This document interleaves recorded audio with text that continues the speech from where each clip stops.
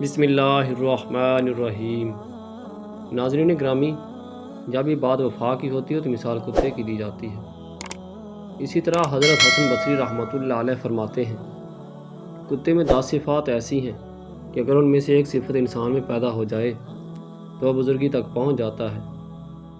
وہ ایسی 10 صفات کون سی ہیں جانتے ہیں اس ویڈیو میں۔ نمبر 1، کتے کے اندر قناعت ہوتی ہے، جو مل جائے اسی پر قناعت کر لیتا ہے، راضی ہو جاتا ہے۔ یہ قانعین اور صابرین کی علامت ہے۔ نمبر 2، کتا اکثر بھوکا رہتا ہے، یہ صالحین کی علامت ہے۔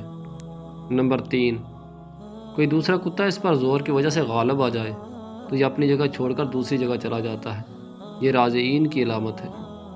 نمبر 4، اس کا مالک اسے مارے بھی تو اسے چھوڑ کر نہیں جاتا، یہ صادقین کی علامت ہے۔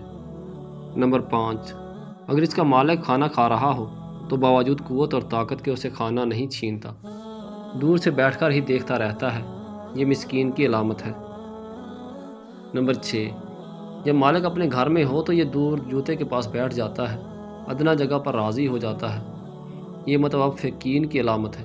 نمبر 7، اگر اس کا مالک اسے مارے اور یہ تھوڑی دیر کے لیے چلا جائے، پھر مالک اسے دوبارہ ٹکڑا ڈال دے تو یہ دوبارہ آ کر کھا لیتا ہے، ناراض نہیں ہوتا، یہ خاشعین کی علامت ہے۔